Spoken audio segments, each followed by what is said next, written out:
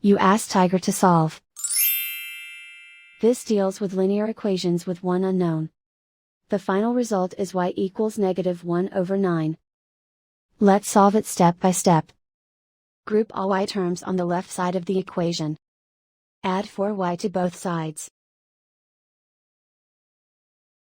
Group like terms. Simplify the arithmetic. Group like terms. Simplify the arithmetic. Group all constants on the right side of the equation. Add 4 to both sides. Simplify the arithmetic.